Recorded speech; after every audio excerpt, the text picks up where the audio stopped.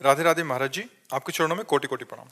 महाराज जी, यदि कोई लड़की छेड़छाड़ या शारीरिक उत्पीड़न का शिकार कार्य क्षेत्र या घर पर हुई हो और महाराज जी का अनुसरण करने के बाद भी यदि वो उस व्यक्ति को माफ नहीं कर सकती और आघात के साथ आगे नहीं बढ़ पा रही, तो क्या किया जाना चाहिए इस संदर्भ में महाराज जी?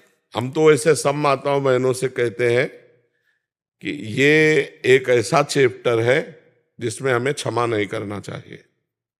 अगर भूल आपको दिखाई दे रही कि सुधरने लायक आदमी, इससे गलती हो गई तो क्षमा कर देना चाहिए। वो आंखों से दिखाई देता है। अगर ये पता चले कि चाहे वो पिता हो, चाहे वो रिश्तेदार हो, चाहे वो टीचर हो, चाहे वो कोई भी हो, चाहे हम कहीं नौकरी करते हो, वो व्यक्ति हो, यदि ऐसा हमें बार बार प्रताड़ित किया जाता है तो हमें रिपोर्ट कर देनी चाहिए और हमें सरकारी सहयोग लेकर उसे दंडित करना चाहिए, क्षमा नहीं करना चाहिए। एक जगह तक क्षमा ठीक है, अगर लड़कियां क्षमा करने की बात सोचे तो आते दिन पीछे चार लोग पड़े रहेंगे। आदमी का हुलिया, आदमी का रंग, जो छेड़ रहा है 1 मिनट में, अगर वो साइकिल में है तो उसकी साइकिल, मोटरसाइकिल है तो उसका नंबर बहुत प्रवीण होना चाहिए। 1 सेकेंड में पूरे दिमाग में नोट करना चाहिए कौन सा आदमी, कैसे रूप रंग का आदमी, कितनी अवस्था है उसकी, कौन सी गाड़ी में था, क्या गाड़ी नंबर है, वो जानकारी पूरी कर लेनी। आसपास कोई सीसीटीवी है, पूरी जानकारी कर लेनी चाहिए तुरंत, जो आदमी छेड़ रहा है, और फिर रिपोर्ट करो। अपने आप डंडा चलेगा अपने आप उनको, और ऐसे चाहिए। लेकिन इतने लोग हैं आजकल कि किसी बहन बेटी को कोई छेड़ रहा है, वो मोबाइल से भले पिक्चर बना लेंगे और चले जाएंगे। हमारी बहन हो या किसी की बहन हो, अगर कोई बहन बेटी को छेड़ रहा है, हमारे प्राण चाहे चले जाएं, उस समय कूद पड़ना चाहिए। पर अब कूदे तो क्या कूदे, वो उसको विरोध करने की तो बात जाने दो, मनोरंजन बनाएगा।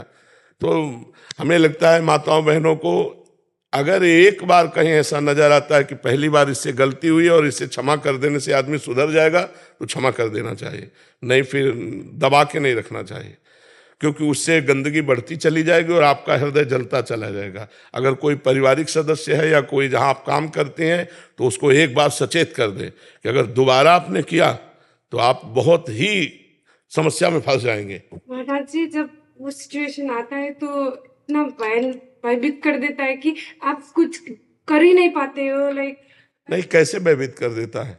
तुम इतना भयभीत कर सकती हो कि उसको भोजन अच्छा नहीं लगेगा। अपने स्वरूप को आप जागृत करो।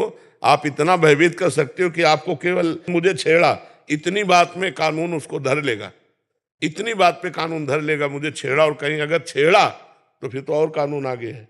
पर ऐसी सब बहुत प्रवीणता पूर्वक देखकर, जहां बलशाली लोग हों, जहां अपने को लगना मैं फंस गई, वहां विनय के द्वारा बचाना चाहिए। किसी भी तरह अपने को बचा लेना चाहिए, वहां एक्शन नहीं लेना चाहिए। एक्शन तब लेना चाहिए जब अपने को बलवान देखे। अगर ऐसी जगह फंस चुकी है कि अब एक्शन लेने से काम नहीं चलेगा, तो विनय से काम ले लें, किसी चतुराई से काम ले लें कि हम किसी तरह हाथ जोड़कर, पैर जोड़कर अपने को बचा पाएं, फिर इसके बाद एक्शन ले लेंगे। क्योंकि चार हैं, अगर हम एक्शन की बात कहते हैं तो शायद है कि उनकी बुद्धि में ऐसा कुछ आ जाए कि हम एक्शन लायक ही न रहें। हो सकता है कभी ऐसी परिस्थिति किसी के साथ ना घटे, पर कभी अगर ऐसी घटना हो तो हाथ जोड़कर, पैर जोड़कर मैं कभी किसी से कुछ नहीं कहूंगी, मैं कभी नहीं कहूंगी। ऐसा विश्वास दिलाकर यदि अपने प्राण बचाए जा सके तो बाद में तो दंड दिया जा सकता है, लेकिन उस समय जहां अपनी समस्या फंस रही हो तो किसी भी तरह अपने को बचाने की चेष्टा करनी चाहिए, भगवान से प्रार्थना करनी चाहिए। क्योंकि बहुत नीच प्रवृत्ति के लोग हैं, तो बहुत ऐसी घटनाएं तो विचलित कर देती हैं। पर जहां तक हो सके अपने को बचावे। रात्रि में अकेला न चले, कोई न कोई भाई परिवार का कोई सदस्य हो तो ज़्यादा अच्छा रहता है। अकेला चलने पर घटनाएं होने की ज़्यादा संभावना होती है, क्योंकि रात्रि में जैसे लोग ऐसे बुद्धि वाले हों और वो देखें तो उनका भाव बिगड़ सकता है। अगर कोई साथ में है तो ठीक रहता है। तो बहुत सावधानी, जहाँ तक हो सके पहले ही एक्शन में अपने आप को बचाने की चेष्टा करनी चाहिए।